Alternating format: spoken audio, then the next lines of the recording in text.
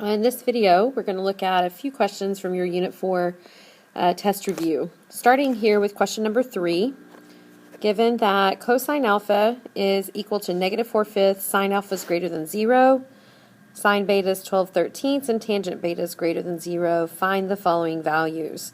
Now, with information like this, we're always going to draw a unit circle, a reference triangle to help us out.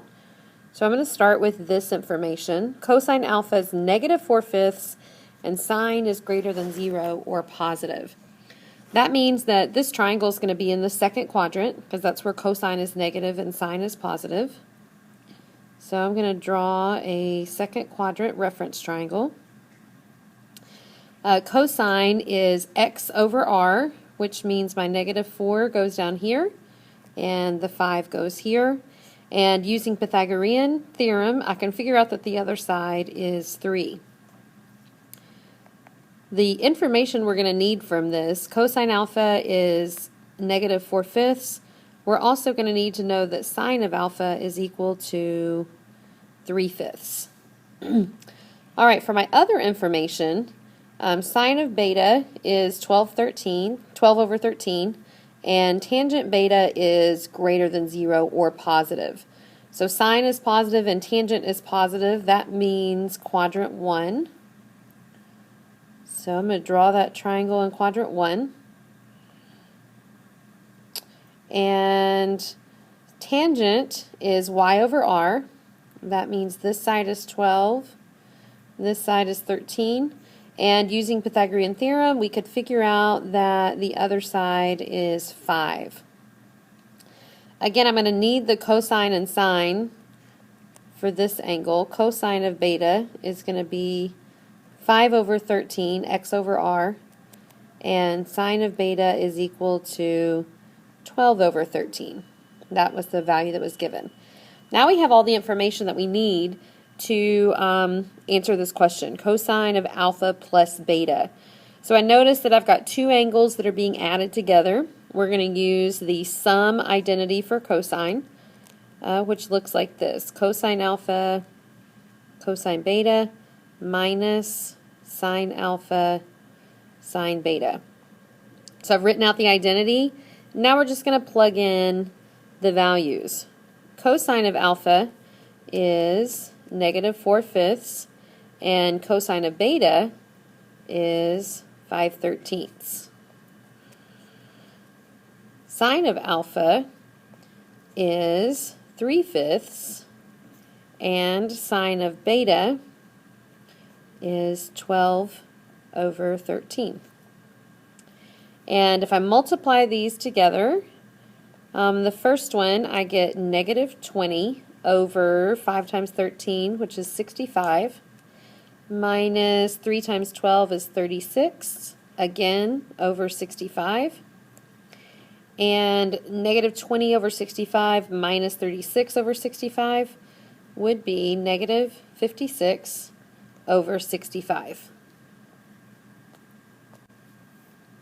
In the next part of this question, we're just asked to identify or evaluate sine of 2 beta. So in this case, I've got a double angle. I'm going to look at those double angle identities. And my double angle identity for sine is 2 sine beta cosine beta. And so now we're going to plug in values from our reference triangle. This is going to be 2 times sine of beta, which is 12 over 13, and times cosine of beta, which is 5 over 13. And I'm going to put that 2 over 1 just to keep everything lined up. And we're going to multiply this out.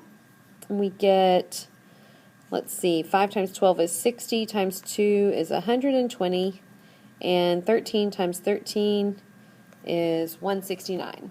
So 120 over 169. Let's move on to question number 6, where we're asked to determine the general solutions for this equation.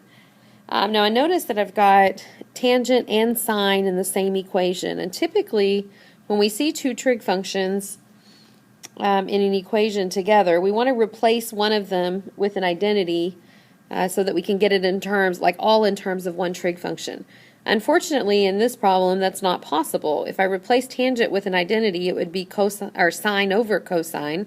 So then I still have an added trig function. I can't get it just in terms of sine.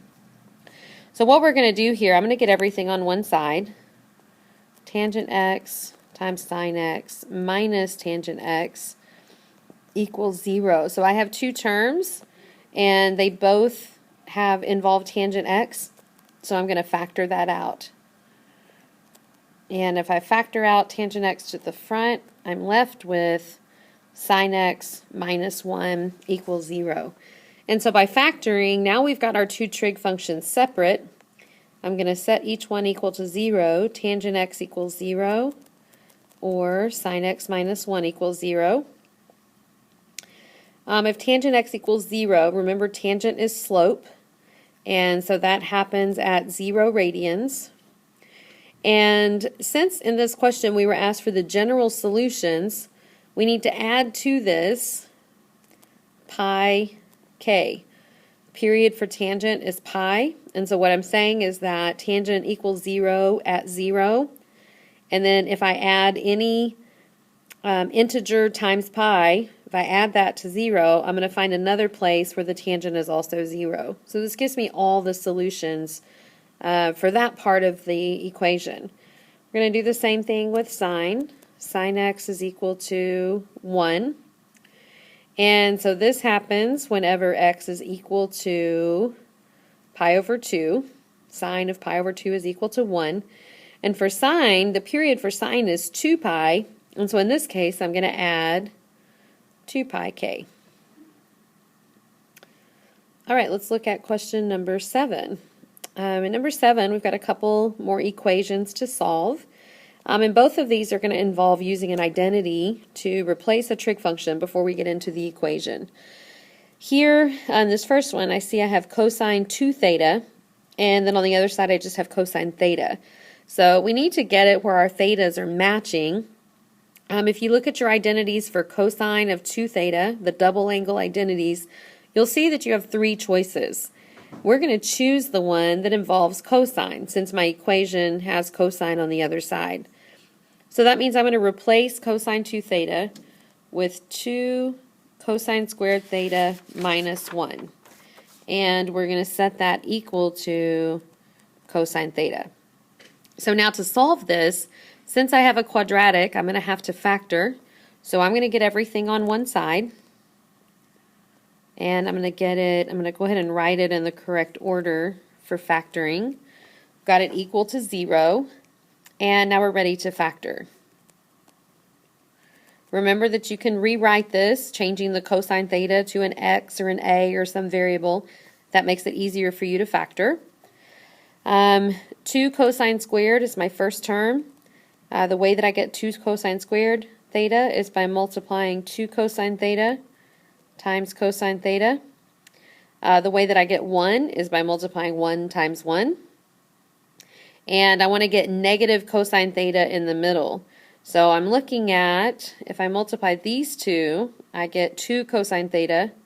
These two give me 1 cosine theta. And so I want it to be negative 1 cosine theta. So I'm going to put the negative here so that I get negative 2 cosine theta plus 1 cosine theta. That's going to give me that negative in the middle.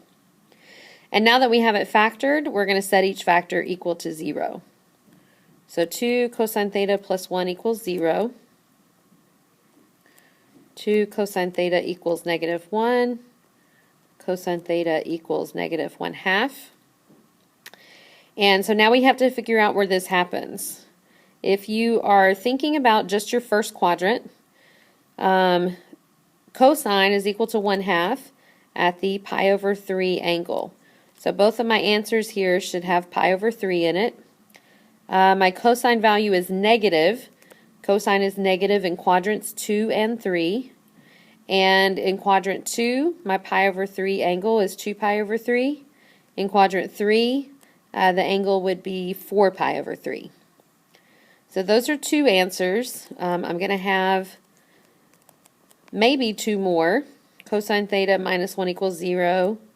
So cosine theta equals 1. So actually I'm only going to get one more answer here, because anytime you get the trig function equal to 1, well, anytime you get cosine or sine equal to 1, there's only one place where that happens. And for cosine, that's at 0.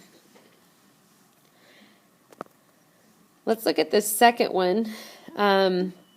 We've got cosine squared theta minus 2 sine theta plus 2. The problem in this one is I've got cosine and sine, and so I need to replace one of them using an identity that gets one of them in terms of the other. I know that my Pythagorean identities tell me that cosine squared theta plus sine squared theta equals 1, and so I can change cosine squared theta to be 1 minus sine squared theta. And then I'm going to keep the rest of this equation as it is. So now I have something that I can factor. It's all in terms of sine.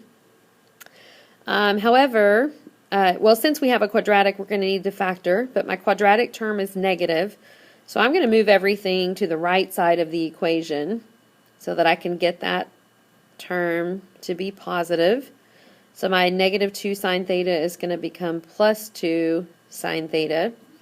And then notice I have a 1 plus 2, which would be 3. And when I move it to the other side, it's going to become minus 3. So now we're ready to factor. To get sine squared theta, the only way I can get that is by multiplying sine theta times sine theta. Factors of 3 would be 1 and 3. And I want to end up with a plus 2 sine theta in the middle. So that means I want to have a positive 3 and a negative 1. And so now I'm going to set each of these equal to 0. Sine theta minus 1 equals 0. Sine theta equals 1. And that, of course, happens at pi over 2. And since it's equal to 1, we're only going to get one answer on that one. Theta equals pi over 2. My other factor, sine theta plus 3 equals 0. Sine theta equals negative 3. And if you remember, the range for sine is only from negative 1 to 1. And so the 3 is outside of that range. And so from this factor, we get no solutions. And so for this particular equation, our only answer is theta equal to pi over 2.